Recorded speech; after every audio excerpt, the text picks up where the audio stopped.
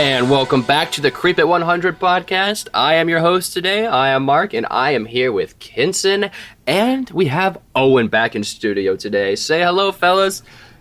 What is going on, guys? All right. What is going on, guys? Nice. Good job, Owen. Yeah. Thank you. That was my echo. Owen, say whatever I say the rest of the podcast. Owen, say whatever I say the rest of the podcast. Kid me? Kidding me? There we go. Hell yeah. And that's it for today's episode, guys. Thank you so much for... No, today we are continuing our Halloween marathon, and we are going to be covering Halloween 2018. This movie is directed and written by David Gordon Green, who I admire, and it was released October 19th of 2018.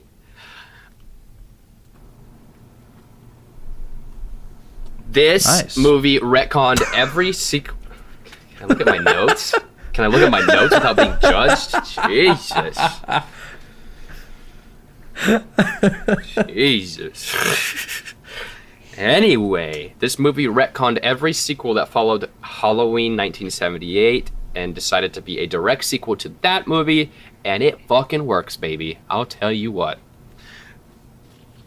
Okay, so retcon means get away? Like, or did away with? Yeah, they don't exist. Oh, okay, cool. Yeah, so like Halloween 2 through like everything else before 2018 does not exist delete in this timeline. Made this the direct Gone. sequel. Scrapped. Cool. Good, as it should be. Murked. Gone. Deceased. Exterminated. Ceases Vanquished. to exist. It ceases to exist without me. Crucified? Whoa! Hey! Anyway, so the movie opens up at Smith's Grove Sanitarium.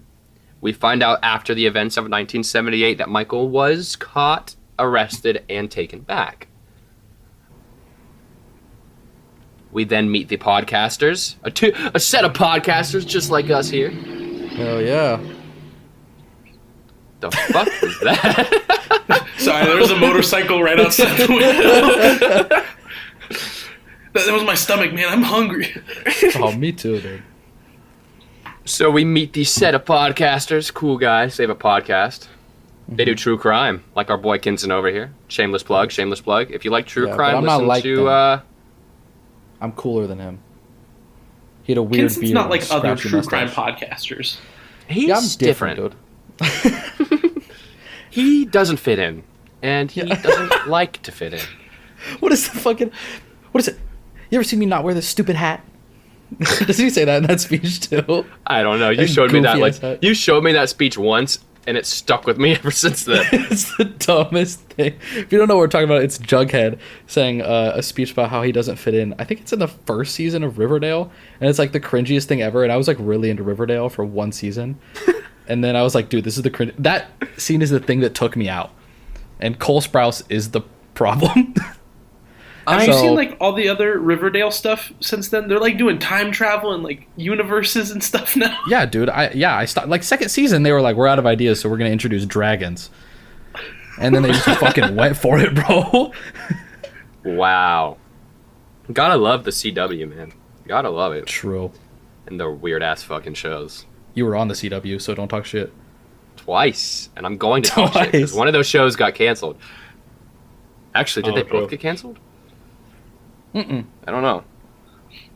Oh, actually, I didn't even watch this. They both got canceled? Long after you, but yes. I think it was because I had signed on to do all of season 4 for Legacies, and then I backed down to do the Halloween Kills promo. Yeah, and I think they gave him 5, and that's it. I don't know. I don't watch the show. All I know is it got fucking canceled. Rest in peace. Speaking of death, there's a lot of death in this movie.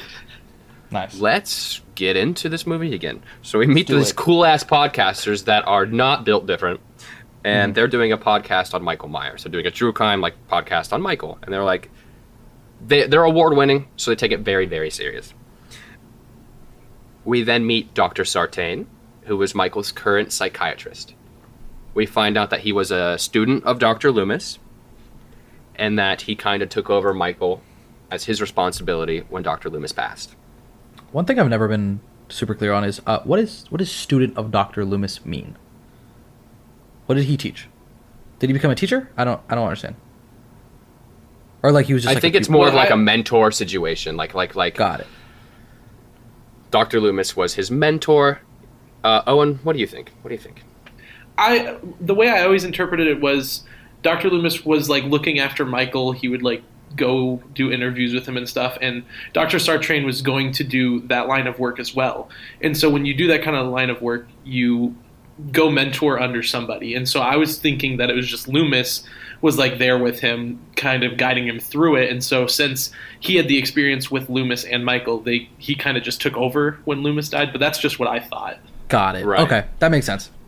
So, I mean, Dr. Loomis was obsessed with Michael, as we know. Yes. And Dr. Sartain also became obsessed with Michael in a different way. We find out that Michael's getting transferred to a different sanitarium called Glass Hill, and Dr. Sartain is really not happy about that. He thinks that Glass Hill is going to treat Michael terribly. So, Sartain takes them out to this little courtyard in the middle of Smith's Grove to meet Michael. And we see all these inmates kind of chained up in their own little blocks, which I feel like is not, like, that's got to be against some violation, right? Playtime.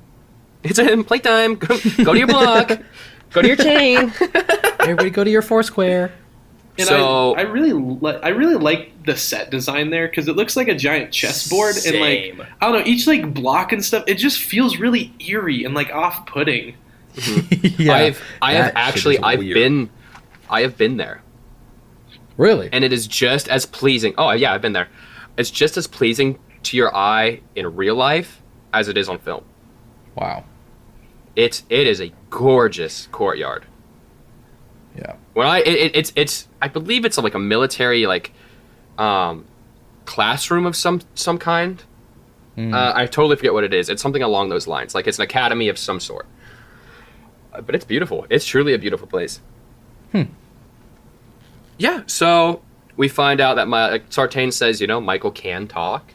He just chooses not to. But if you want to go and try, have at it. So Aaron walks up to Michael, and he's like, Sartain's, you gotta stay outside of the block, just in case Michael decides to snap and kill him on the spot. So he gets as close as he can to Michael, like his toes are on that line. And he starts, asking Michael these questions, like, do you feel guilt about that night? Do you think about them? And all this stuff. Michael's just stone cold, staring blankly ahead, not even making eye contact with Aaron. So Aaron's like, you know what? I borrowed something from my friend at the Attorney General's office. Something you might like to see. And he pulls out the mask from 1978. And the mask is beautiful.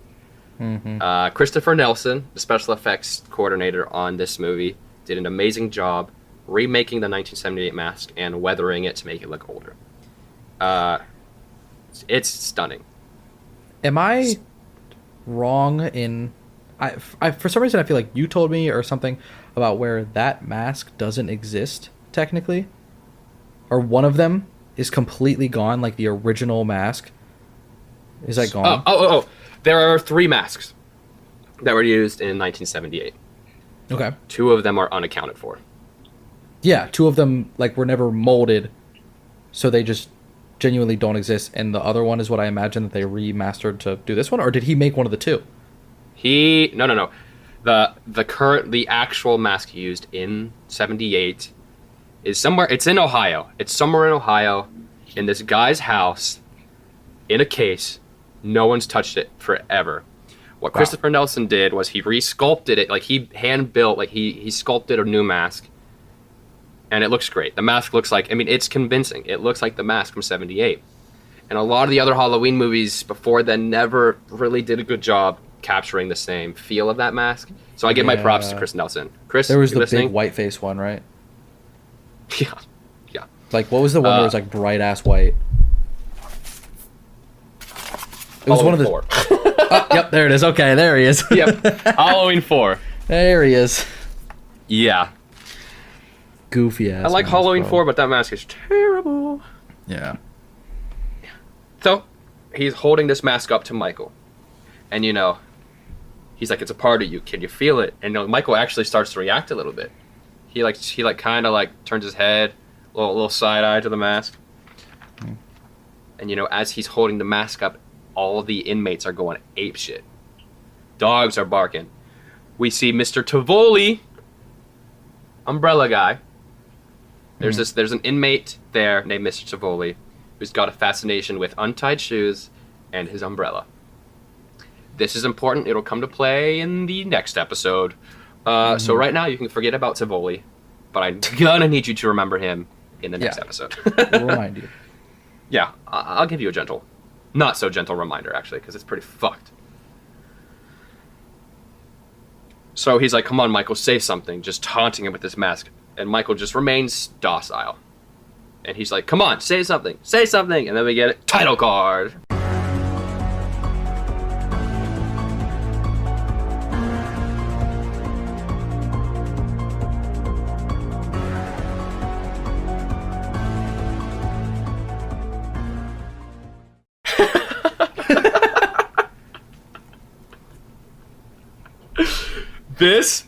What just happened here, I want that on social media. Social media.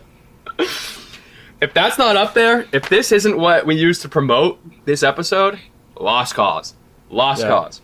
Find out what made them do this on this week's episode. Why are they bopping so hard? Yeah. Find out next episode. Why is everybody vibing?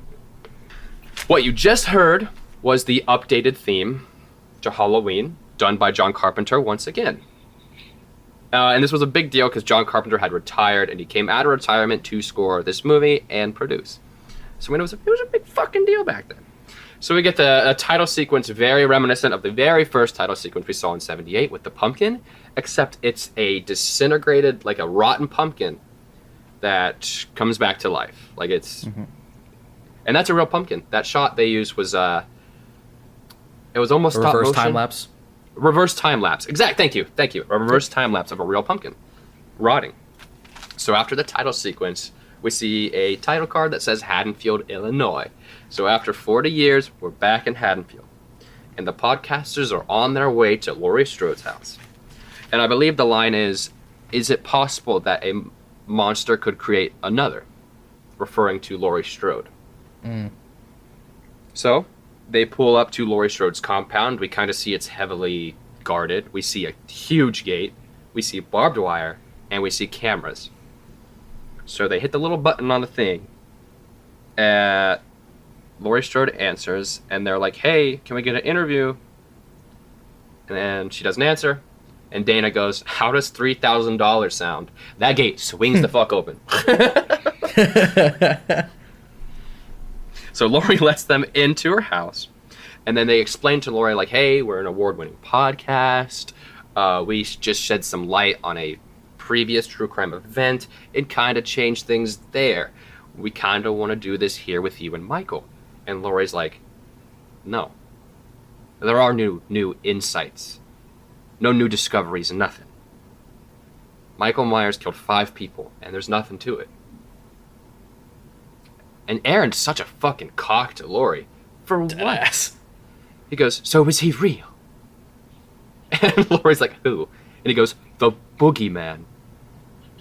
And Laurie says, you don't believe in the boogeyman?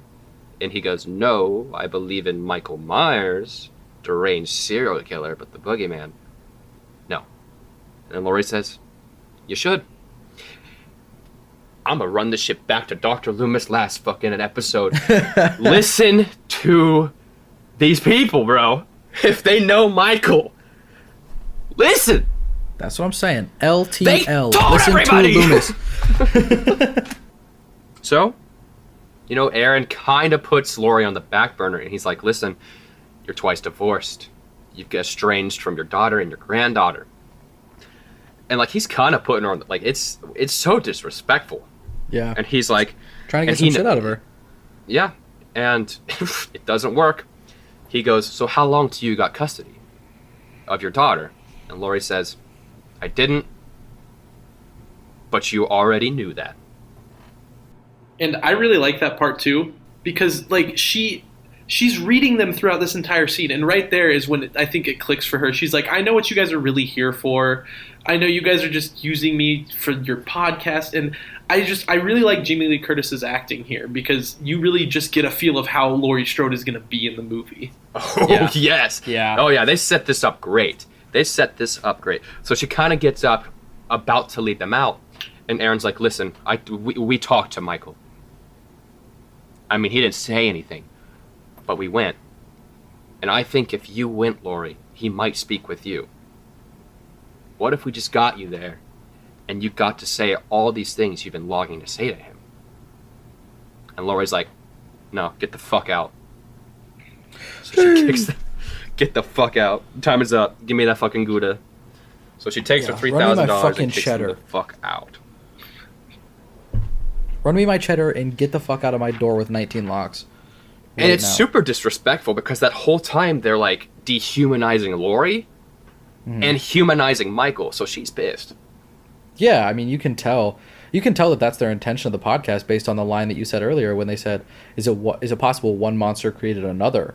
Their angle for this podcast is saying, oh, hey, maybe Laurie's fucking crazy and she's also a monster now, when she was the victim. Yeah, I'm gonna backtrack a little bit because I wanted to touch on a little callback to Halloween 2018. They mentioned that Michael's being transferred to Glass Hill, and Laurie's like, "Yeah, I'm aware." Yeah, she knows. Like, she's tracking movements. Yeah, no, she's tracking his movements. She's not letting that man move a pinky without knowing about it. I wouldn't either. No, I wouldn't. I get it. I get why Laurie is the way she is. And Aaron's still trying to humanize Michael. He's like, well, if this happens, he's going to get locked up for the rest of his days. And you know what Laurie says? That's the idea. A callback to Thorazine. Holy shit. Wow, I just got goosebumps, bro. I just realized that for the first time in my entire life. Holy Did shit. you really? Yeah, that's crazy that you say that. I've actually never caught that. Oh my god, there's a lot of shit like this in this movie. You're gonna have a good time, I think, because I've never sat down and talked to you about this shit. Never. No, we haven't. We watched the movie and then we were like, all right, bye. We went home. Oh my god, can I stop and say a really, really funny thing that happened to us after we saw the movie? Sure. Am I involved? Do I? You were involved. You were involved, and it was so crazy. Actually, I'll get to it later on. I know the perfect spot to talk about this. Okay. We'll move on. Moving on for now. Yeah, go. I'm locked in. Let's go.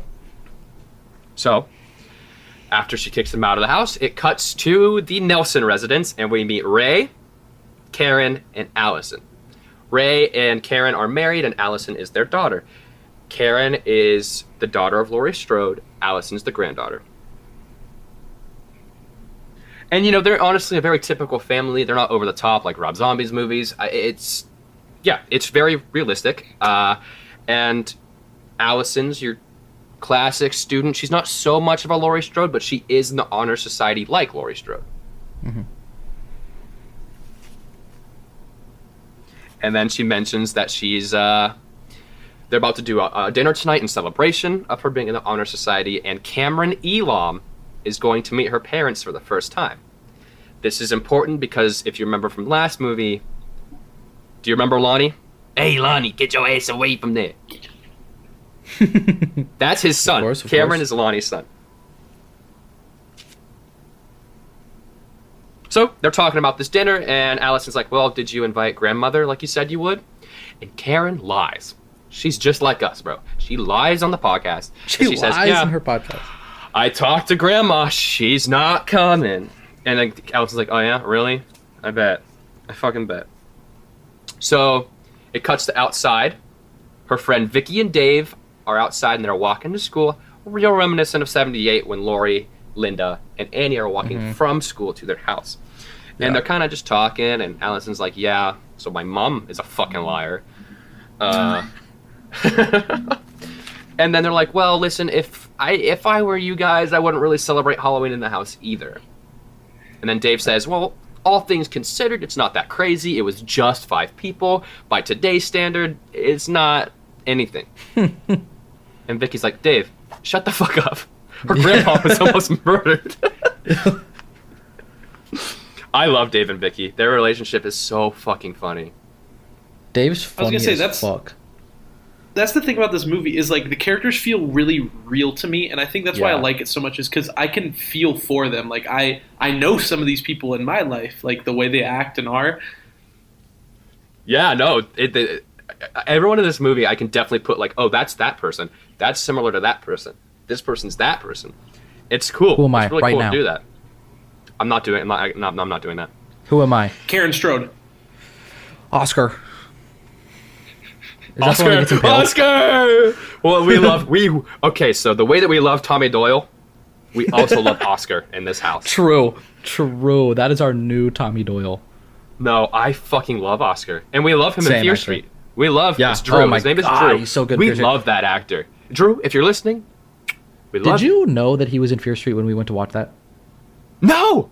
So when he was on I screen, I was didn't like, either. Okay, good. I said, Oscar! You were there. You were there when I did that. Yeah, it was in my house. Oh, good times. Mm-hmm. Yeah, and then there's a really, really cool sequence. This is what kind of lets you guys know that this is not this is a direct sequel to Halloween and not Halloween 2, because Dave says, wasn't it her brother that like murdered all those babysitters? And Allison's, no. She says, no. That's a thing that people just made up to make themselves feel better. And I thought that was so clever. I was like, good on them. Bro. Good on them. Dumb, disrespectful, but funny as hell. So Dave is a goofball. He's like, hey, listen, man, I got firecrackers in my fucking pocket. You wanna blow up a pumpkin? And they're like, sure, let's blow up a pumpkin. So they blow up a pumpkin, and as soon as the pumpkin blows up, the scene cuts to Cameron slamming Allison's locker. And I love, honestly, in these new Halloween movies, the transitions are impeccable. The scene transitions are crazy. Yeah. And I mean, to be honest with you, the 78, a lot of them were really good. I mean, like you talked about the slow pan with him being there, him not being there, which I know isn't like really a transition, but you know, kind of in the same thing. Or like the transition of when the mask it puts on in the original, like, you know, Wandering shot when like Michael was a kid. Like they started with really good fucking transitions, and I'm really glad that a big point of this was to continue that throughout the next movie. Absolutely. Like this shot, the shots in this movie are oddly beautiful. They are. Yeah. When horror movies can make something so grotesque like that beautiful, I give them huge props. Just like kind of Signs. Signs was a very beautiful movie. Yeah, I agree. So we meet Cameron, and we kind of, you know, Allison and Cameron are, you know, they're seeing each other, they're kissing a little bit, and he's like, to get her costume ready. Bonnie and Clyde must roll as one. And Allison's like, I'm more focused on my dinner tonight. And Cam's like, oh, dinner tonight, right. I'm excited for that. And then Oscar turns the fucking corner. And he's like, hey, Cameron, you got your costume ready? And he goes, about that. And, dude, he reminds me, like, the way that this scene folds down, like, the way it comes, like, this reminds me of Aaron so much. He goes, oh, you start dating a girl, and you ditch me. You're two yucky dumpsters, and I want to go diving. Yeah, that is very Aaron-esque, actually, now that you say that. Oh, he's fun. I love Oscar. He's by far the funniest of the kids. By far. Oh, yeah. Not kids, but the teens. Okay, Yeah. I'm just making sure because there's a little certain character in the future I want to talk about. Whoa, we'll get to that. Yes, so... Oh, okay. Never mind. I Yeah, know you know what we're talking about. You said So that was the Cameron funniest and one. Oscar start like kind of like playfully wrestling like in the hallway, and Allison's like, all right, you love birds, I'll see you later. And then it cuts to Allison sitting in her classroom. Okay? Almost the same setup as the classroom Laurie was in 1978. She's learning about the same thing. She's learning about fate. Nice. She looks out the window. Instead of seeing Michael, it's Laurie. Oh, it's so good. It's so good. Has one monster created another? Yeah. Yeah, there's More a lot parallels of between the two. there are hella parallels in this movie. Hella. Yeah. So it cuts to her outside with Laurie. Laurie gives her the $3,000, and she's like, you know, spend this on whatever you want. go to Mexico, and Alan is like, I think I'm just going to use it for college. And Laurie gets up and starts walking away, and she's like, hey, grandmother, why can't you get over Michael Myers? It took priority over your family. And Laurie, this is such a fucking strong line. She goes, if the way I raised your mother means she hates me, but she's prepared for the horrors of this world, I can live with that. That shit is Very heavy. powerful. It's a good line. Heavy. Good fucking line. Laurie's got lines, bro. Yeah, she does. She's got powerful lines in this movie. Yeah, she does. It's, you know what? Laurie is Pinhead. Lines. If you put Laurie Strode up against Pinhead, I guarantee she'd whoop his ass. Just Pinhead, not the Cenobites. In the real world, without...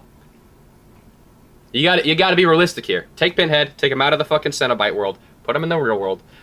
Laurie would kick his ass. He's like superhuman, multi-dimensional warping powers. Laurie would kick his ass. Thank you. All right. Thank you, Owen. Listen, both of you are nodding, and I'm just going to not start this, so keep going. Actually, I think... No, Laurie's fucking smart. She's a lot smarter than Kirsty. She would dupe the fuck out of Pinhead, actually. Yeah, I stand by that. Laurie would win. Laurie would lie on the podcast like we do. But she'd win. So, it cuts to a scene with Laurie in her house. She's kind of cleaning up her guns. Just kind of showing that, you know, what the person that Laurie has become over these last 40 years are. She's got these guns. She's cleaning them. She's kind of getting them prepped for something. We then cut to the podcasters in the motel room. They put in a tape that they have for Smith's Grove, and we listen to Dr. Loomis as he talks about Michael and why he needs to be fucking executed from this world. Michael needs to be executed, and we need to incinerate his body. As we're hearing Dr. Loomis give this crazy speech in the motel room, we see Michael boarding the prison bus. Dr. Sartain's like, okay, Michael, I'll be by your side the entire time. And he goes to the bus driver, and he's like, listen, I got to see my duties through to the end. So Sartain hops on the bus. Laurie's outside with her gun, watching Michael get on the bus. Okay? She's drinking in her fucking car. She's got her gun ready.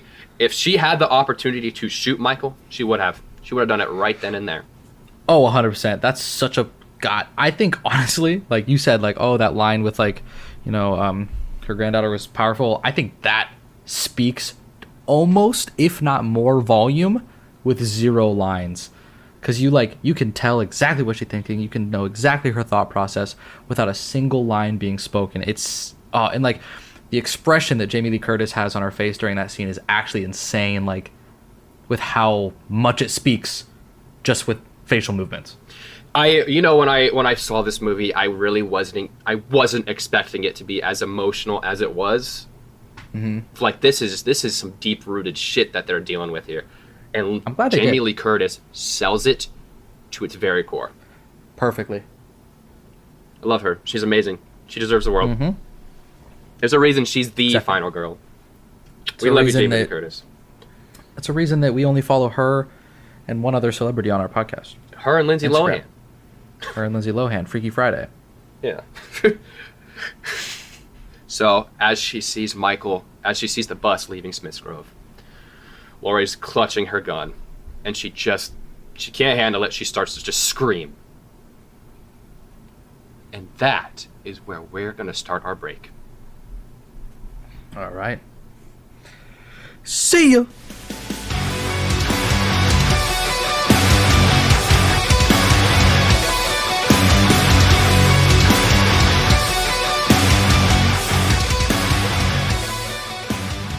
This episode is pretty scary, but what's scarier is not having access to your favorite Paramount horror films like Friday the 13th, A Quiet Place, and Scream. With Paramount Plus, you have access to a mountain of entertainment, groundbreaking originals, iconic movies, hilarious reality shows, game-winning sports, and so much more. It's all here on Paramount Plus. Plans start as low as $4.99. If you bundle with Showtime, you can save up to 28%. This was a pretty intense episode, so if you need something lighthearted to distract your mind, click the link in the description below to sign up for a free trial.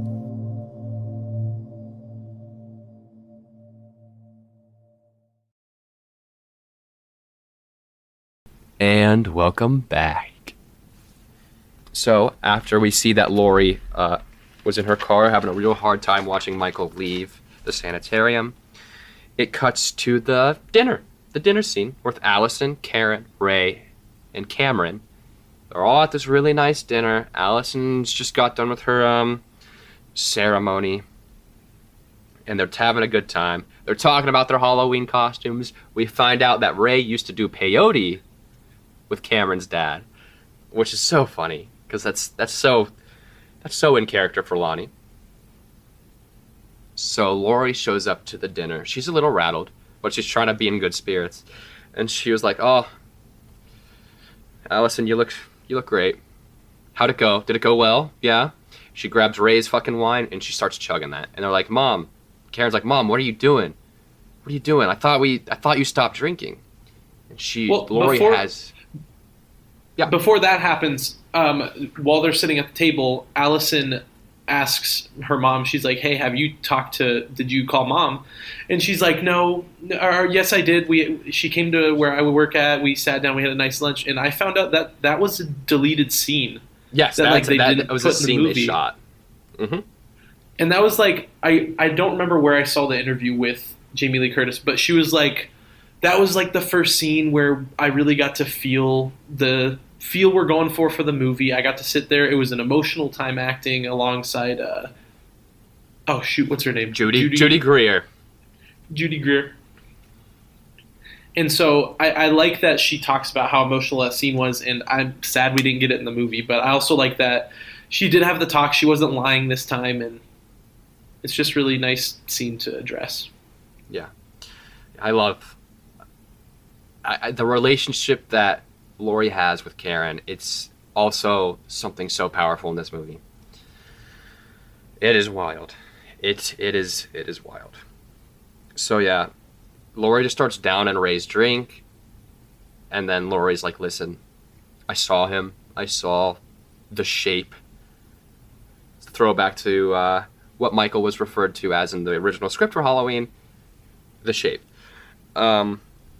And then Karen's like, why don't you just go outside and calm down? So Laurie goes outside, and the way that this is shot is so beautiful. You see all these cars very out of focus passing by while Laurie's just like distraught outside, and Allison comes out and starts to comfort her. And then it cuts, Laurie's gone. We see Karen with Allison, and Allison's just like, wow, like Allison doesn't understand. Like, she wants to be there for Laurie. But Karen's like, "Listen, you don't know how I was raised. I learned to shoot a gun when I was 8. I learned to fight. I had nightmares about the basement." All this crazy shit. We find out Laurie kind of raised her to be a Terminator, essentially. It's true. It's true. Yeah, no, it's 100% true. And she's like, "Listen, Karen is not a fan of the way she was raised. Child Protective Services came and got her out of there." We find out that why Karen was taken from Laurie. We then cut to a dad and his son in their car. The son's nickname is Lumpy, and the father does not have a name.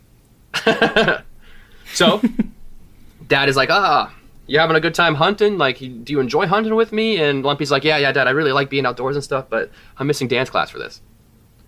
Dance class really hits home right now. And like, as they're having this conversation, they stumble upon the bus crash. And we see inmates walking all around. Very reminiscent of 78. So the dad's like, "Oh my God, let me get out of the car and see what happened." So he gets out of the car, Lumpy dials 911, and they're like, "Do you know where you are?" So I assume that's why Lumpy gets out of the car. He goes to look to see if he can find any like markers or anything. He grabs his gun, which was smart. Lumpy grabs his gun. Mm-hmm. He gets out. He sees a cop that's on the ground. The cop grabs him and just yells, "Run." Scary as fuck jump scare, by the way. Uh-huh. Yeah, no. For that one got me bad in the theater, I remember. The cop kind of dies after he yells run, and Lumpy ends up going onto the bus. Dr. Sartain is still alive. He jumps out and says, "Hey, don't shoot!" Fucking Lumpy shoots him. Good. Lumpy runs back to his car, because what the fuck else is he going to do? He gets in the car. Right. He tries to start it. Michael's already made it into the back seat, baby. Michael reaches over and cracks his fucking neck. Yup. And Michael goes to Haddonfield, baby. I think this is a really good indication that this movie's not fucking around. If that they're just going to kill a kid like that. Like off rip. Like off rip, like just murder a child. You're like, oh shit, okay, this is not some cutesy little sequel. Man's back for blood. Big time. Big fucking time. We then meet my favorite new character, Frank motherfucking Hawkins, man. He gets called to the bus crash, and he goes, and he's like, oh my god, what the fuck happened here? There's dead bodies everywhere. He opens the back of the bus. We see Sartain still alive, bleeding, and he's like, what the fuck happened? And all Sartain can say is, did he escape? Hard And cut to right a title before- card. Sorry. Well, go ahead. right before that, too, right before he opens the back door of the bus, as he's walking around the bus, he sees Lumpy's dad with a broken neck, and it looks gnarly. Yeah, Lumpy's dad has perished. Michael beat that ass. It's fucked. Like, the way his, like, you can, like, see his Adam's apple sticking out and shit. It's bad. It's bad. Yeah. It is gross. I mean, the kill count in this movie is very high, so, and a lot of this shit does happen off screen, so I will miss some kills. We are already, like, 40 minutes in, so this is a long episode. Okay, so it's October 31st. It cuts to the podcasters at Judith Meyer's grave. They begin to explicitly describe what happened to Judith. And the gravekeeper, Sandra, is kind of talking to them like, I don't know what's so special about Judith Myers. Remember Sandra. She'll come back in a way in the next episode. That is hard to fucking forget. And as they're talking about how Michael killed Judith Myers, Michael was literally there watching them. I truthfully think if they weren't there, Michael was about to snatch that gravestone up again. Why else would he be there? Why else would he be there? Yeah. We then cut to a clinic where Dr. Sartain is healing. Officer Hawkins has the list of inmates on the bus, and we meet Sheriff Barker, the worst sheriff I've ever met in any fucking movie. Kind of reminds me a lot of the mayor from Jaws. Yeah, oh my, yeah. Big Wow. mayor from Jaws energy. Good analogy on that one. Yeah, so he's talking about how they wrangled a couple of the inmates, and some of them are still missing. And Frank's like, listen, you know what bothers me? Look at this list. Look at number 45, or whatever number he was. It's Michael Myers. It's the babysitter murders. 40 years to the day. Which is what the movie Halloween was originally titled. I love that callback there. Awesome. Oh, that is a good one too. Yeah, I didn't realize that either.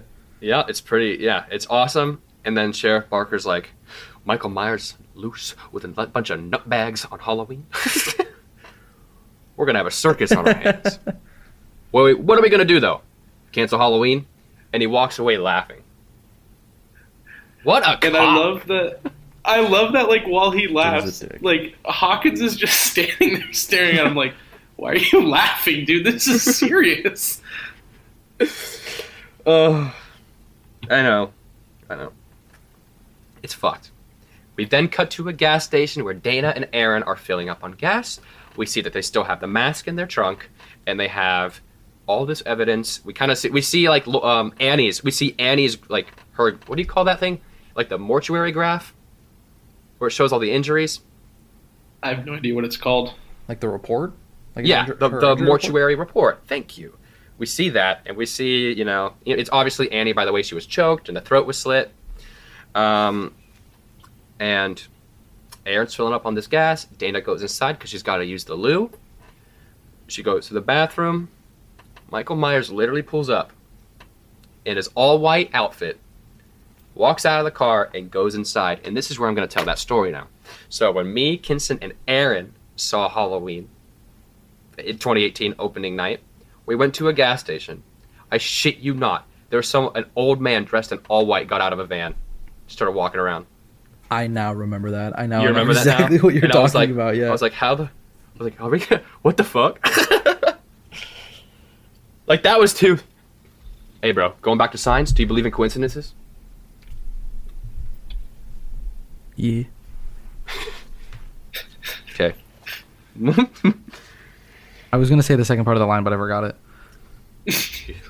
I actually forgot it too. There are no coincidences. Do you believe in signs? There are no coincidences. There It's it something is. like that. It's something Yep. like that.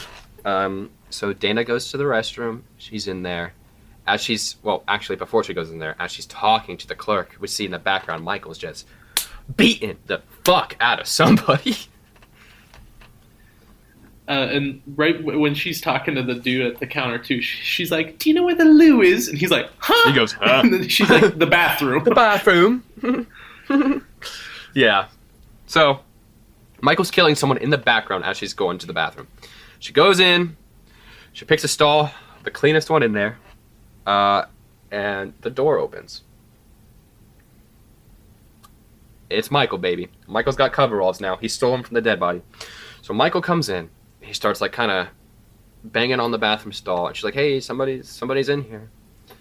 So after banging on the stall once or twice, Michael lifts his hand up over the stall like door, and just drops teeth on her. That's fucking scary. It's scary as That shit. fuck. I'm so. You know what's crazy about that actually is that they used that for trailer footage, and when it happened, it was so much worse. Like the fact that they did that in the trailer, and I was like, oh well, okay, well that's obviously the worst it's gonna get. And then not even in that scene, it's the worst part about it. That's like that's like halfway. That's like a 5 out of 10 of how scary that actual scene is. Yeah, it's pretty scary. I think a reason that scene is so scary too is after he bangs on the door a few times, before he reaches and drops the teeth over, Aaron walks in and he sees at the desk that the mechanic's jaw has been like ripped open and it's off and there's blood everywhere. And then you're like, oh my gosh, like that dude's mouth is messed up. And then Michael reaches over, drops the teeth, Yeah. and you're like, oh, he ripped that dude's teeth out. Yeah. Yeah. It's like it shows you something, or no, it shows you something crazy, and then you learn how it happened. It shows you something crazy, and then learns how it happened. Like throughout that Yeah. whole scene, and Michael actually does that a lot, and that's actually a big thing throughout, like Halloween in general. Like in the '78, where it shows that he went to the graveyard or whatever. Doesn't say anything about it, and then all of a sudden it's up on the bed. Like it shows you him doing something, and then it shows you why he did that thing, completely unrelated times. It's a nice little back and forth that they do, and it's very easy to remember without being too like jumbled and confusing. So, as someone who would get teeth sprinkled on them while they're pissing, Dana starts to fucking freak out. She starts like crawling under all these stalls, and the poor actress, that when she hits her head on one of the toilets, Yeah. that was not scripted. That was real. Oh damn. Yeah. Ow. She had tweeted about that, and I was like, I had wondered if that was real because it looked real. Yeah. So as she's crawling through these stalls, Michael's following her to each stall, and then Aaron busts in with his crowbar, and he sees that it's Michael, and he's like, oh fuck. So they start fucking duking it out, but Michael gets the upper hand and literally grabs Aaron's head, bangs it into the wall a couple times, brings him over to the stall that Dana's in, and starts breaking down the door with Aaron's head. Like, that's fucked. That's fucked. Dana's just in there screaming, bro. Aaron's dying. It's insane. Michael goes in, grabs Dana, lifts her up, and fucking cracks her fucking neck. Rest in peace, the podcasters, bro. That's what's gonna happen to me and you. That's what's gonna happen to me and you, Kinston, when we do I know. I've just been waiting on it, dude. When one of the people that we talk about just like actually pull up. Yeah. I think Chorzy might be right. We should stop talking about people. Yeah. But like, if one of us does get murdered, that's material, baby. Yeah, and if we It's both material. do, then nothing happens. Yeah. Oh, and if we both get murdered, it is your job to make sure that there's a podcast about us. The podcast goes on. What needs to happen is, Mark, you need to die so that me and Kinson can take over and cover it in the true crime section. I'll do it. Yeah. Mark, it is foretold. The prophecy must be fulfilled. Don't tell me now you've grown to care for the boy. Don't even say things like that. I can't hear that today. So Michael walks out of the bathroom to Aaron's car, and he, what's the first thing? If you're Michael Myers, what's the first thing you grab? A knife. Judith Myers' grave. A wrench. It's the mask. I hate both The of these teeth. so much. Oh, yeah. If you, I was talking out in his trunk, bro. He's not gonna have all that shit in the trunk. God damn. So he puts his He has to mask break on into another hardware store for that. in a beautifully shot slow motion scene. Oh, yeah. Oh yeah, it's nice. It's nice. It So he is puts the nice. mask It's a on. really He slams great that trunk, and when he slams that trunk, man, we cut. We get a hard cut.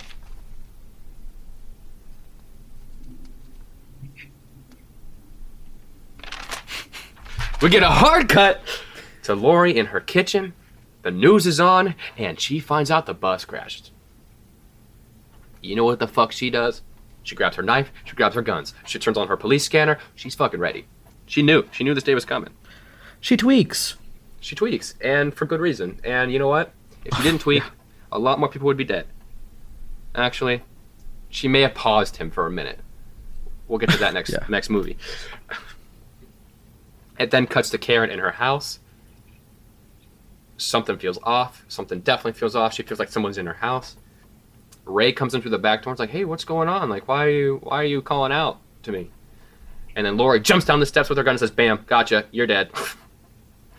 And then she starts scolding them. They're like, "Where are your security? Like, your door was left open. Where are your security systems, Karen?" And then Ray's like, "Listen, it's my own house. I can protect it. I know jujitsu." And Laurie cuts him off. She's like, "The bus crashed. Like, Michael escaped." And Karen's not having it. She's like, "Come on, Mom. Just get out. We don't want you here. You've convinced me the world's a terrible place, and that's not the deal. Get out." They kick Laurie out. And as Laurie's on their porch, she's like, "Do you have a gun?" And they're like, "No." So she tries to hand them her gun, and they close the door on her. It's crazy. Should have taken it, bro. That's what I'm saying.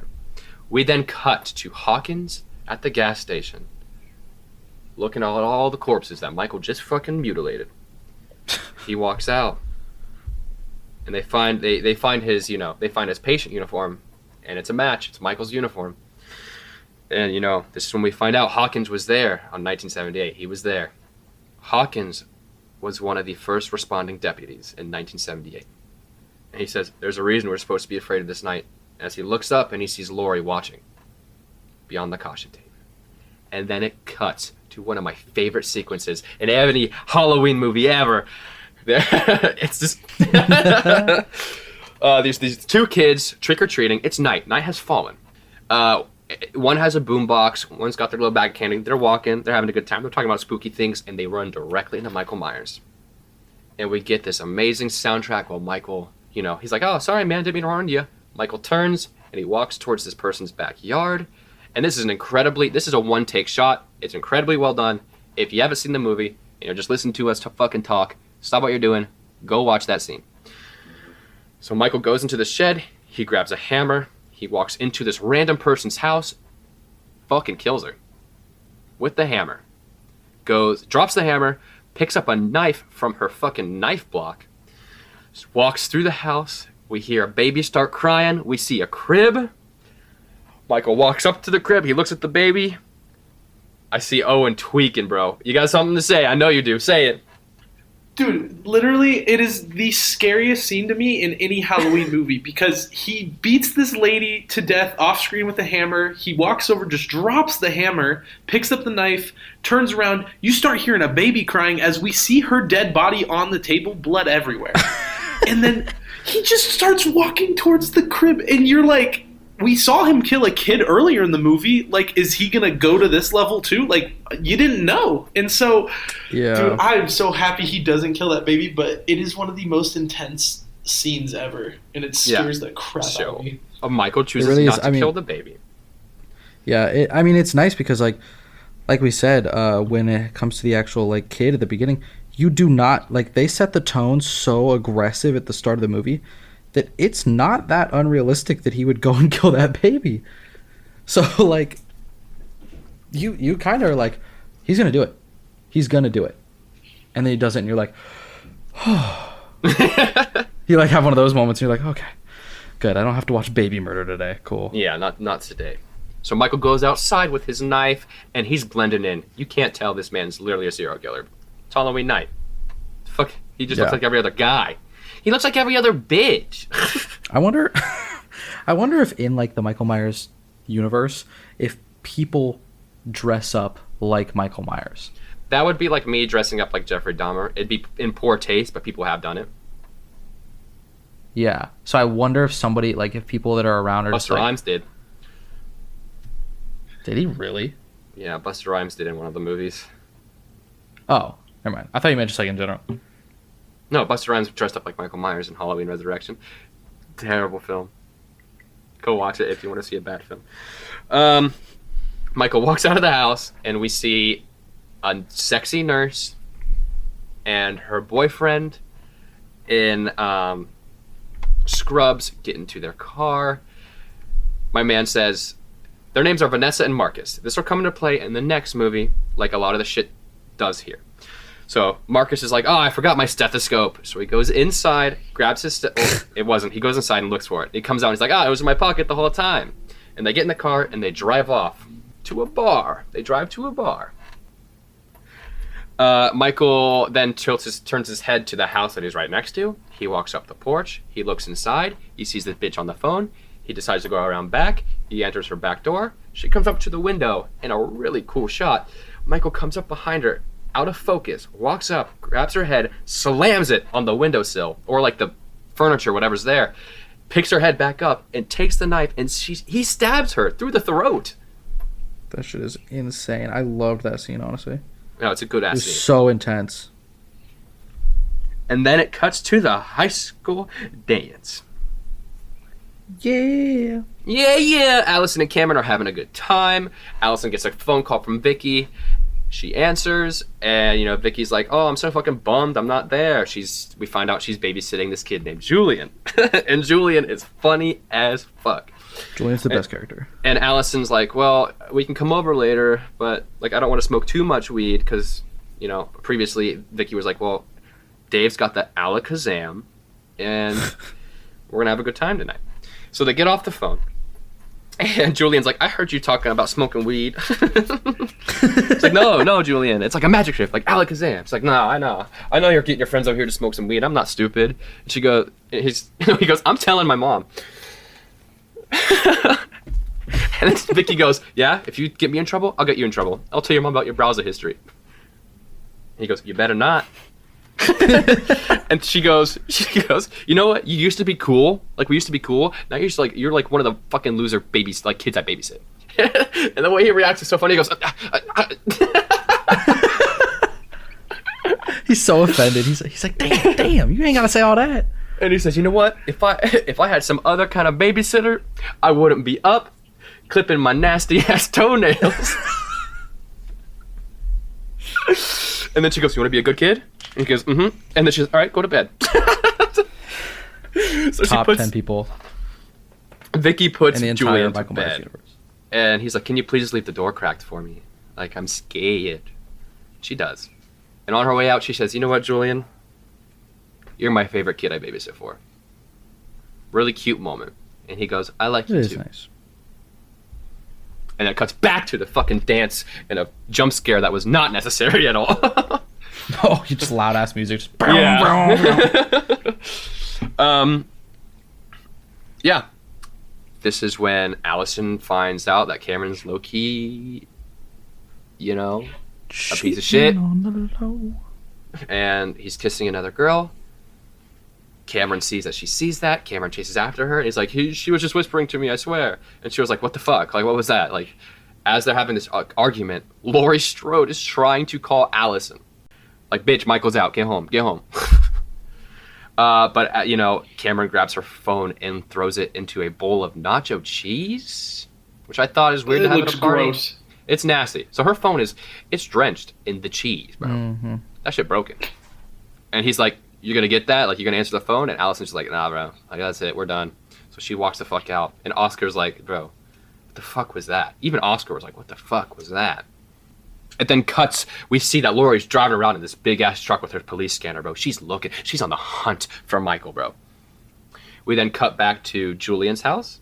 Vicky's doing some dishes. She goes outside. We see this scene that's very similar to the scene where Laurie looked outside and saw all those clothes hanging. We expect to see Michael, but we see Dave. Dave pulls up with a little wooden horse named Tate, which is a reference to Laurie Strode's character in Halloween H2O. Laurie had changed her name to Karen Tate. Or Carrie Tate. Sorry, Carrie Tate. So the horse is named after her H2O character, which is cool.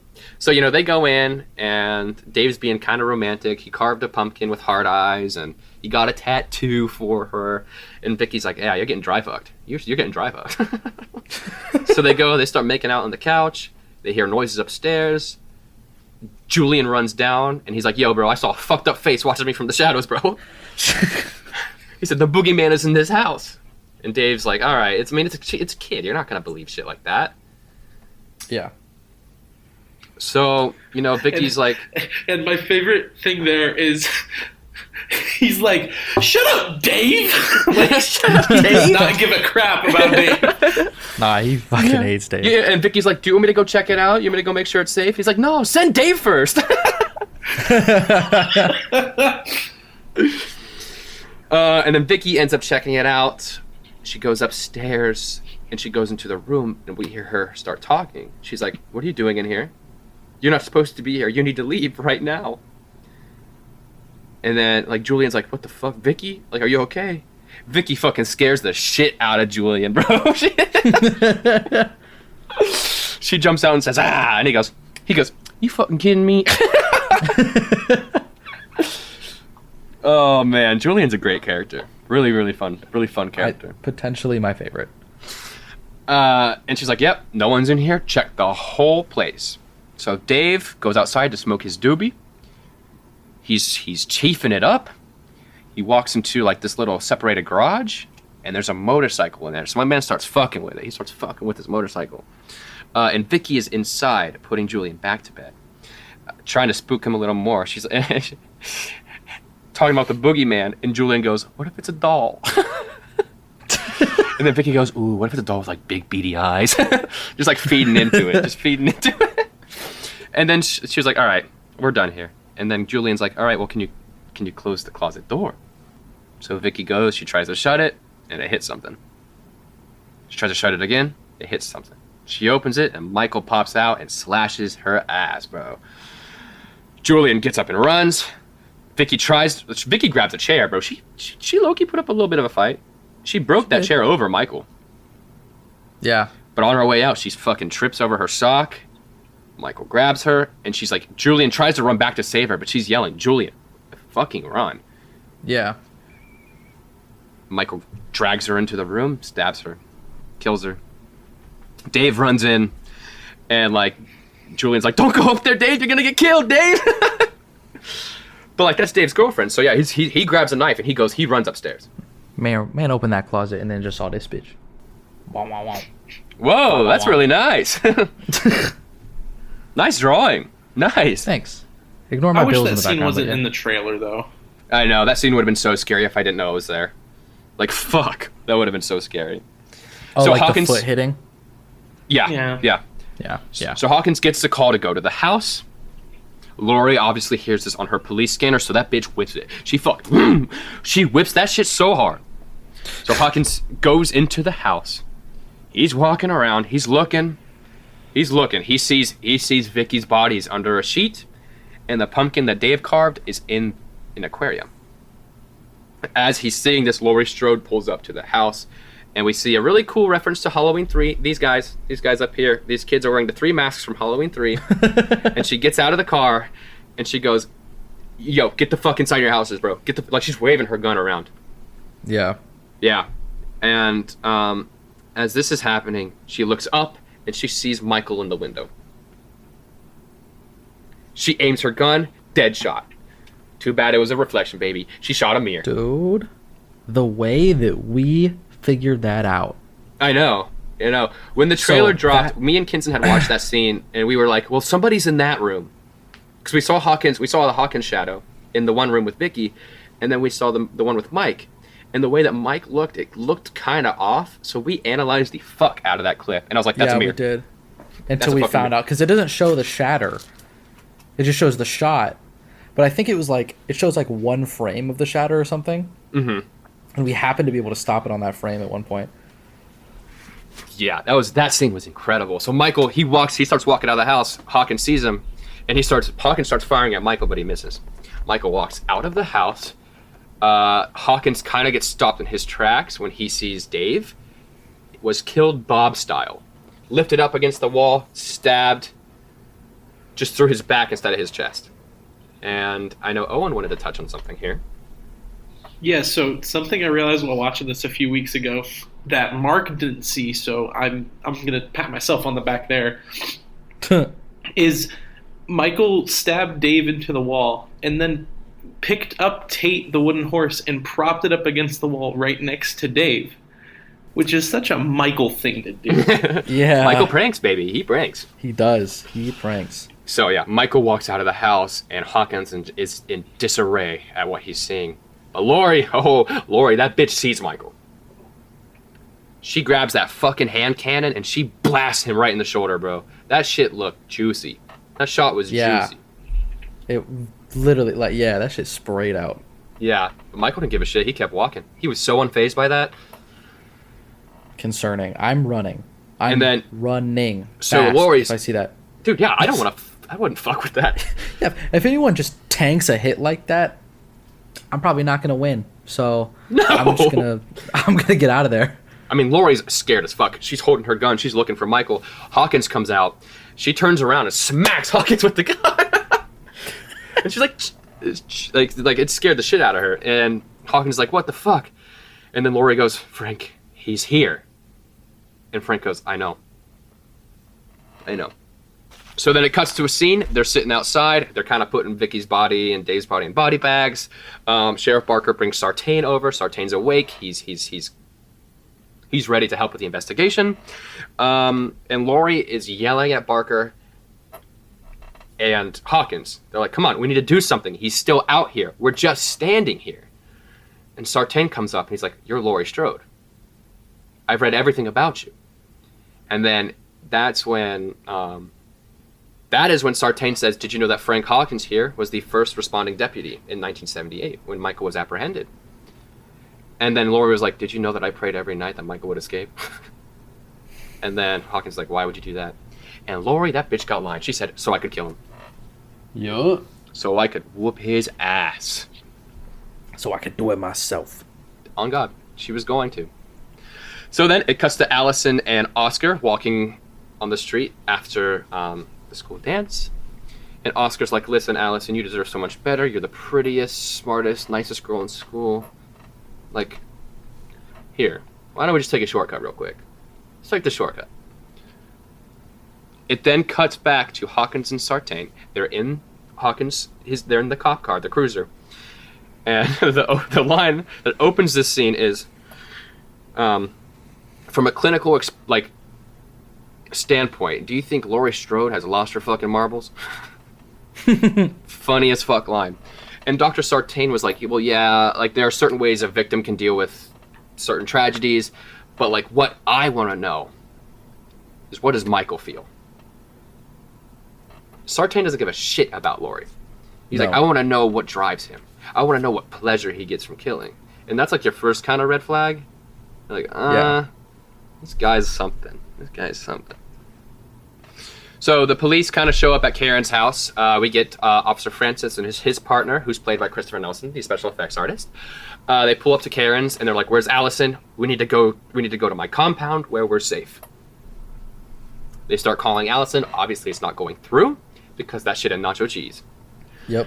So Laurie grabs the phone from Karen and she's like, "Listen, there are police at this house. When you get here, Just go with them. And then she does a callback line. She says, do as I say. Hangs up that shit. Yeah. Yep. So nice, bro. It was so nice. We then cut back to Oscar and Allison hopping this fence into Mr. Elrod's yard. Oscar decides, you know what, now's a really good time to make a move on Allison, so I'm going to try to kiss her. Allison's not about it. She says, what the fuck was that? And she goes, you're not with Karen anymore. And he's like, well, that doesn't mean I want to be with you. So Allison gets really offended. She hops over a different fence. And he's like, listen, Allison, I'm sorry. I'm just really horny. I was dancing with cheerleaders honestly, all night. They were feeding me guacamole. Yeah. And that man, Michael, said... Yeah, he popped out. He popped out when like he was that, horny. from across the fence. He said, yo. And my favorite thing when Michael horny? pops out behind the tree...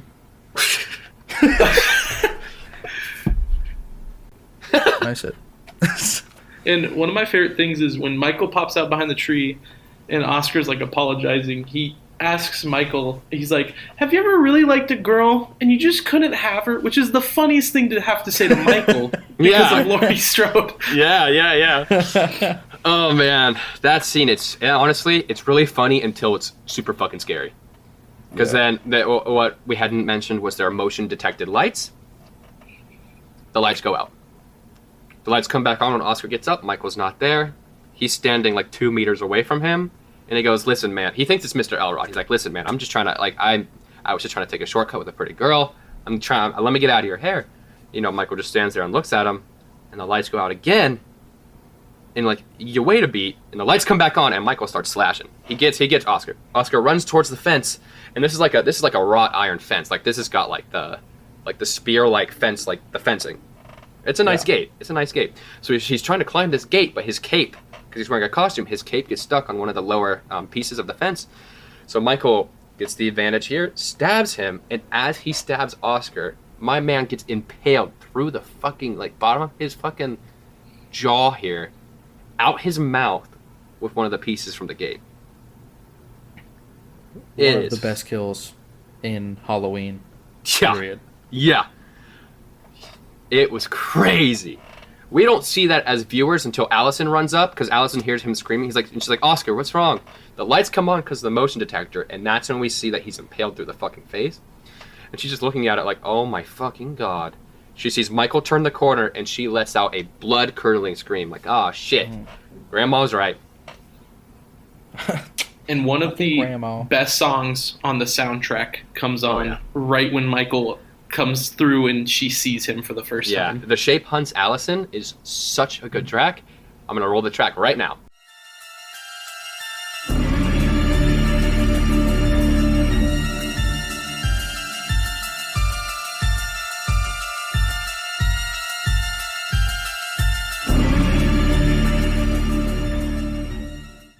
Okay.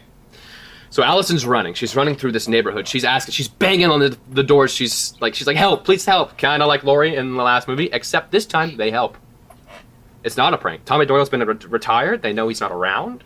Yeah. The pranking's done. His pranking days. Yeah. So they let her in. She's safe.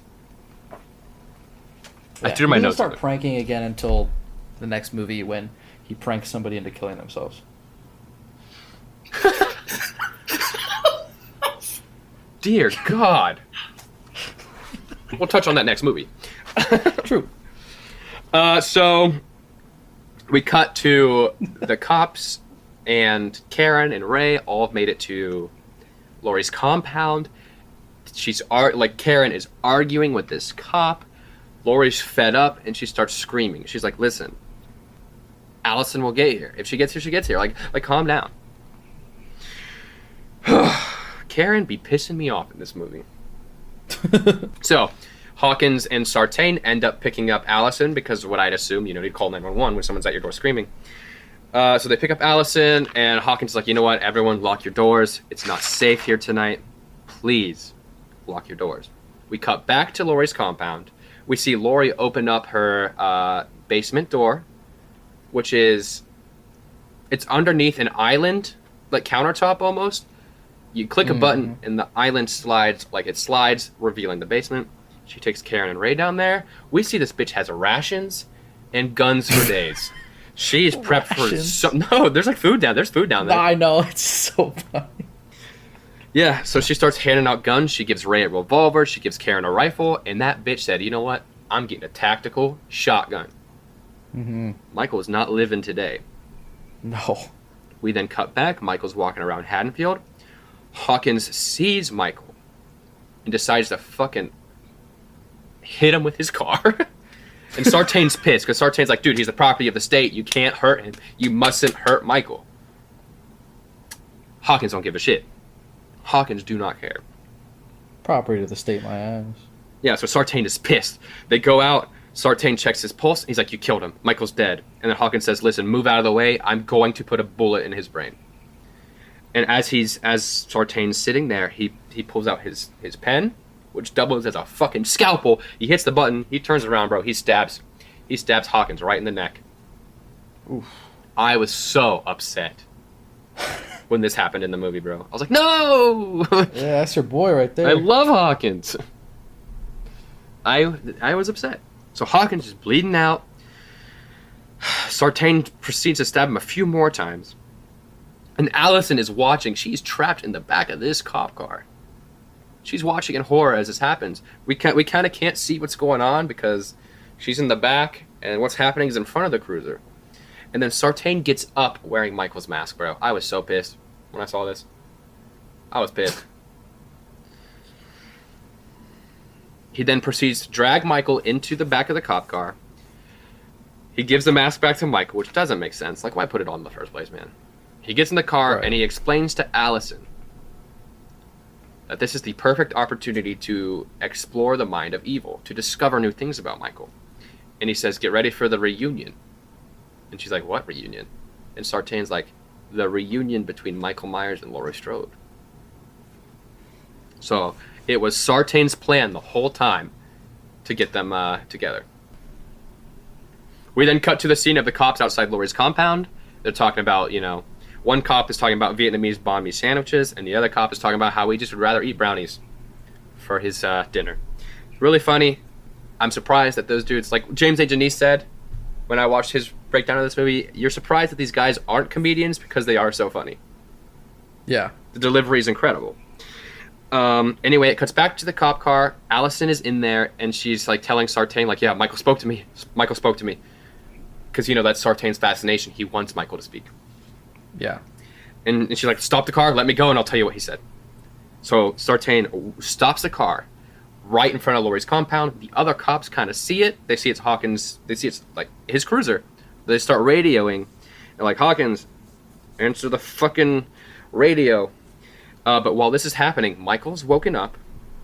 Michael has kicked the metal gate down that like would separate like a prisoner and the cop. And he's just wailing. He's kicking the shit out of Sartain. He gets out of the car, drags Sartain in front of it. Allison's like, you know what? Fuck this. I'm leaving. I see an escape. I'm out of here. Allison runs to the woods. Michael sees her run. He looks down at Sartain. And Sartain's last words are, say something. And Michael stomps that man out. Curb stomps the shit out of him. Hell yeah. So the cops are like, all right, this is weird. Hawkins isn't answering. Let's go check this out. The cops pull up. They find Sartain there. And Michael's watching from a distance. It then cuts back to Laurie's compound. Laurie's turning off all the lights. She goes into a room where Karen is. And Karen is like, she's just sitting on the bed just like, she's in shock. Laurie was right. Your mom was right the entire time. And then this is when Karen's like, Laurie's like turning off the lights, and Karen's like, you want him to come here, don't you? And Laurie's like, yes. I'm so sorry. I'm sorry, we're gonna have to deal with this. Like, I want Michael here. Mm-hmm. I want to kick his fucking ass. Meanwhile, Allison is still running through the woods to grandmother's house. She goes. Ray is inside playing with a yo-yo he found in the basement. As Ray's playing with this yo-yo, the cop car pulls up. He sees it on the security camera, and he's like, oh, maybe there's a word on Allison, maybe. So, yes, Ray's like, oh, maybe it's Allison. So Ray goes outside and he's like, hey, any word on Allison? No reply. So he walks up to the cop car. He opens the door, and we see that one of the cops has been decapitated, and his face was carved out to look like a jack-o'-lantern with his own flashlight shoved into the bottom of his neck, and the other cop is just stabbed to death with the scalpel. That is It's so insane. gross. It's so jarring. And as Ray's seeing this, Michael walks up behind him with bells, like chimes, that Michael grabbed from Laurie's house and chokes him out. Rest in peace, Ray, bro. He's gone. He's dead. Bye. Nixed from the movie. Laurie starts coming down the steps, and she's like, oh my god, Michael's here. Laurie fucking shuts the door. She bolts that shit shut, bro. She puts that bar there so Michael can't get in. Karen comes up. She's like, what's happening? Laurie's like, get in the basement. Michael's here. Karen's like, what about Ray? And she's just like, listen, go. Just go. So Karen goes in the basement. She locks herself in there. Laurie prepares for the fucking fight, man. She looks outside. She sees Michael. Michael sees her. She sees Michael. Okay? This bitch gets against her door with that fucking tactical shotgun, and she looks, and he's gone. She's like, oh, fuck, where's Michael? A couple seconds go by, and Michael's fucking hand flies through the fucking glass, like the glass on the door. Both sides, he grabs her. He starts fucking banging her head into the fucking door. Oh, my God, dude, that shit was crazy.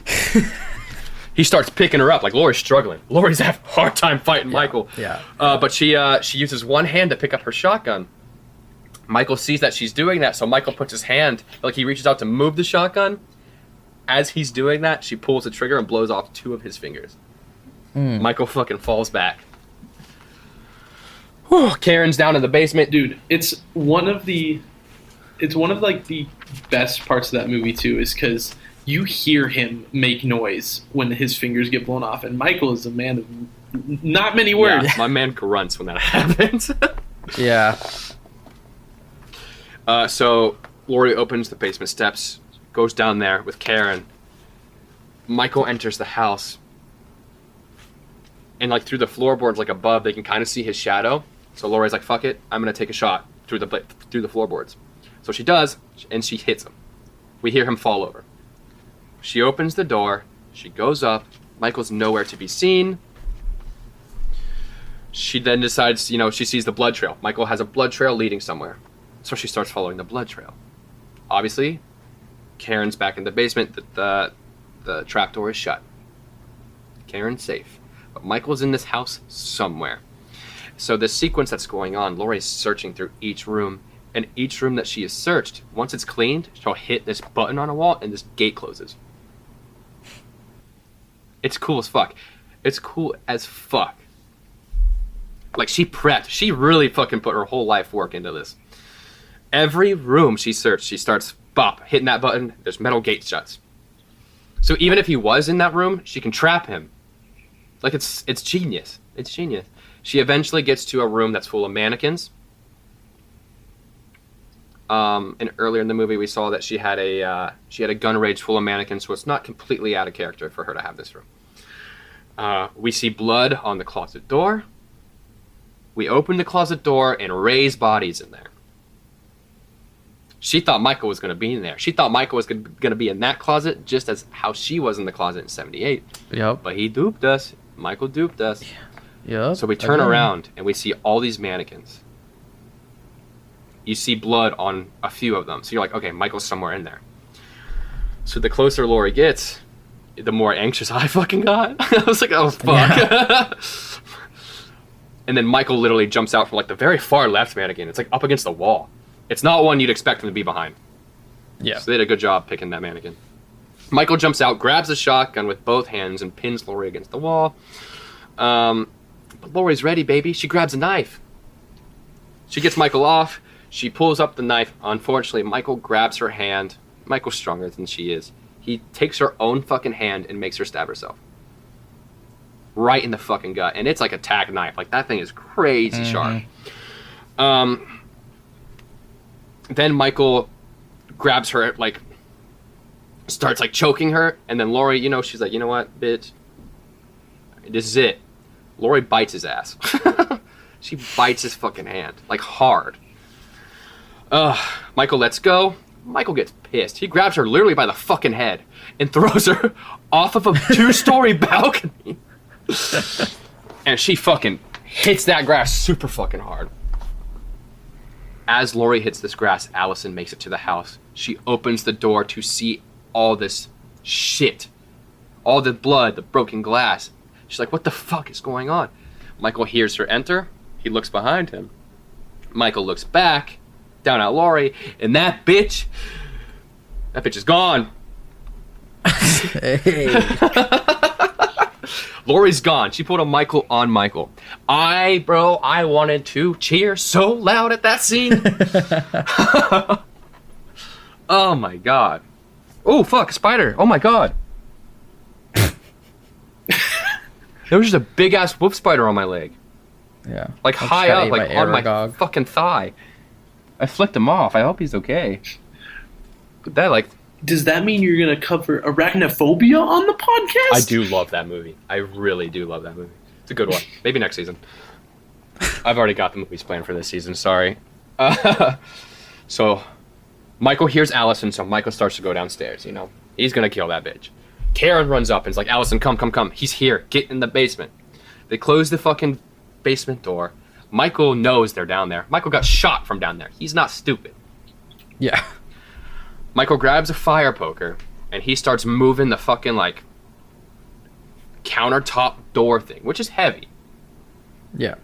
As he's doing this, Karen's prepping, bro. She looks over at her old gun that she had when she was 8. She grabs that shit with this amazing soundtrack. Oh my god, bro. It's like a slowed down version of The Shape Hunts Allison, and it's so good. So, Karen's just aiming his gun at the top of the steps, waiting for Michael to open the door. But Michael's smart. As soon as he gets the door off the hinges, Michael does not step foot near the door. He knows. He knows he's about to get lit up. But Karen tricks him. She says, Mom, I can't do it. I can't do it, Mom.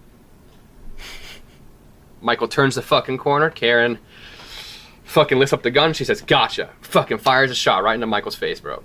Hits him in the cheek. He grunts right then and there, too. Mm-hmm. As soon as he stumbles back, Laurie comes out of the darkness just as he did in 78. She says, Happy Halloween, Michael. She comes out. She stabs him literally in the same place that he got Laurie. Yep. Michael then takes the fire poker, smacks that bitch up against the kitchen sink. This Laurie Strode, resourceful, we know this. She grabs a frying pan and knocks his ass into the basement. My man falls down into the basement, and she's like, Laurie screaming, like, come on, Allison, Karen, get the fuck out of there. Michael is in the basement. So they start coming up the steps. Michael grabs Karen. He's kind of like pulling on Karen while like Allison and Laurie are trying to pull her up. But Allison's like, wait, there's a knife right next to me. Let me just use that. So Allison grabs this knife. She starts stabbing at Michael's hands. He lets go. They get Karen up. And then out of nowhere, bro, Laurie finds this lever. She pulls it. And this weird trap door closes on Michael. Like it's like jail cell material closes on Michael. Yeah. Straight rebarb. Yeah. So Michael's just looking up. He's trapped. He's trapped in the basement now. And Karen goes, it's not a cage, baby. It's a trap. And then that's when you see Laurie pull another lever and the house starts filling with this gas in different rooms. She looks down. She lights a flare. She says, goodbye, Michael. She drops the fucking flare. Michael is stuck in this inferno of flames. The girls, the Strode women, all make it out of the house. A truck luckily passes by. Allison waves them down and is like, please help us.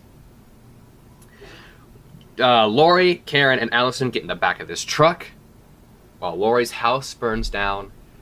And that is how Halloween 2018 ends. Hell yeah. It is a good fucking movie. It is a good movie. It's a different type of Halloween movie. It's not, it was very fresh when it came out. I agree. It was very I don't know, it just felt like an update to like just normal ass horror movies that were coming out at the moment. Oh boy, did every other horror movie run with that idea. Oh, fuck yes. Oh, Jesus Christ. And not well. No. It's an intense film. The final sequence. Yeah, I mean, like, it's during the whole ending scene where Laurie's going through the house looking for Michael. When me and my dad watched it the first time, we both got up from our seats and were just standing in front of the TV. Like, it was so intense we could not just sit still. And it's to this day it still holds up. It's such an intense scene. Yeah. This last night was the first time I had watched it within a year. And by then, I was I was so into Halloween Kills that I actually forgot how good 2018 was. So watching it last night, I was like, "Oh my god, this it's good." That whole sequence in Laurie's compound is insane. Oh yeah, 100%. It's such like a. Well, they kind of did the same thing that they did in '78, where like, I mean. Not gonna talk shit. However, comma, there's such a long, drawn out climax to this movie. The climax is 13 minutes before the ending in all of the movies. So like, I actually honestly could understand if you were a new viewer how that shit would be boring as hell to get to that point. Right. I get it. But holding in is worth the payoff once you get there because it's so crazy. It just goes absolutely apeshit for like 20 minutes and then it ends and you're like, what the fuck? Oh, okay, let's go. Next one. And that next movie is fucking crazy. That one does not follow that formula almost at all, which I love. Literally, that movie is crazy from start to finish. Shit goes down in that movie from start to finish. And I think that'll be the next one as well. It is. I mean, I don't know. I haven't seen. I mean, I'm really, really excited for Halloween Ends. I'll talk more about it in the next for Kills when we do Kills next episode. But oh my god, might throw a few little fan theories in. Yeah, we'll get some fan theories in when we do Halloween Kills. Me and Owen have literally just yesterday for 2 hours. We both listened to the soundtrack because it leaked. And it's amazing. The soundtrack is amazing. Yeah. But we have some.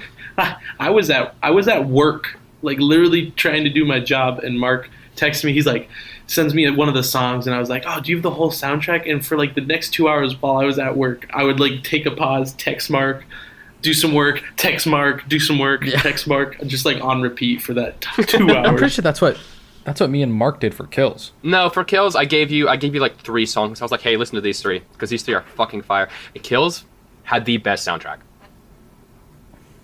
We'll get into that next movie, though. We're jumping ahead here. We're jumping way ahead. We're talking about Kills and Ends, baby. We're in 2018 still. Yep. Let's bring it back. Reel it in, boys. Reel it in. Reel it in. So, as always, boys, I got some reviews. Let's hear them. All right. So, I got a little less. Got about 5 for you, all right? So, first one, these are going to be my 1-star reviews. Number 1. Genuinely awful. One of the worst incarnations of this franchise. Walked out after 45 minutes in the cinema. Then decided to watch the rest at home. But still bad.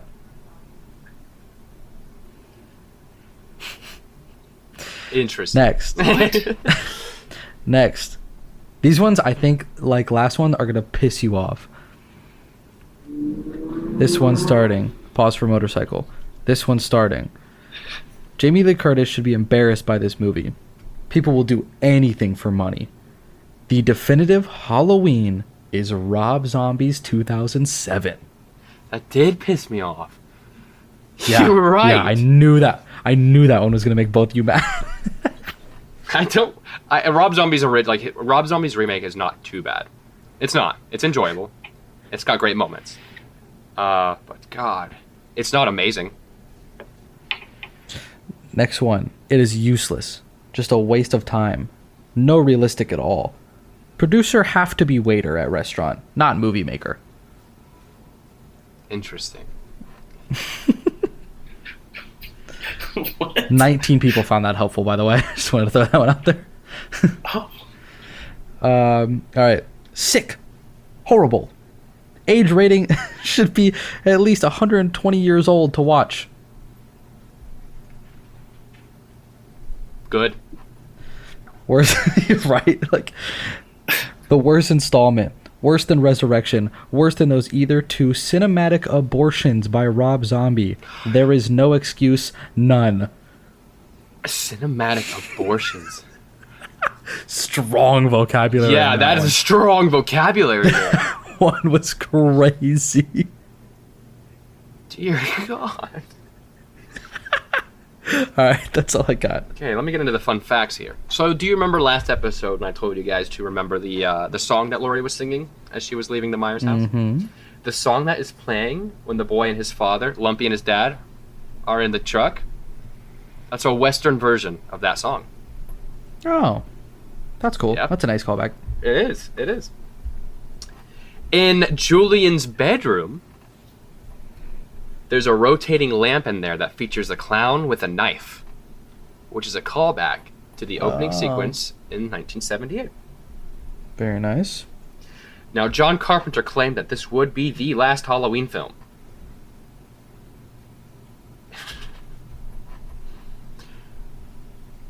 But two sequels were already in development.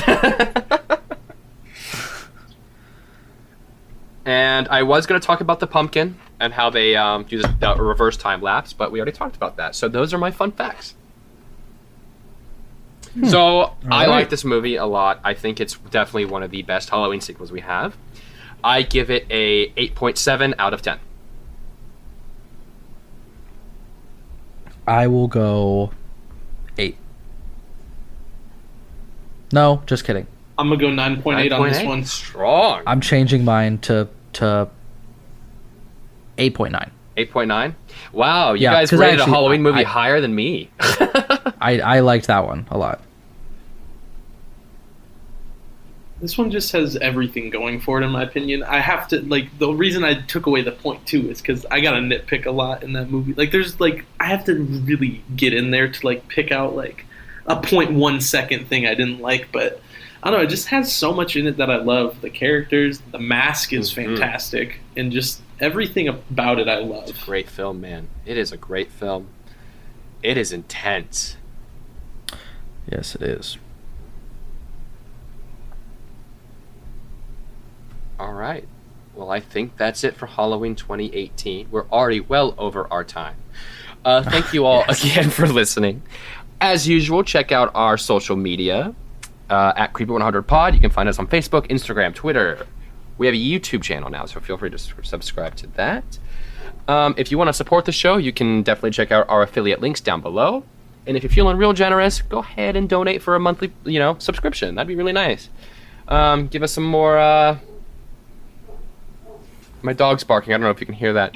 But, the more money we get, the cooler stuff we can do. I'm hoping we get enough money to take our producer to the Mansfield Reformatory this year. True. But we'll see what happens. As always, guys, thank you for listening. Leave us a voicemail if you want. In the meantime, in between time, creep it 100.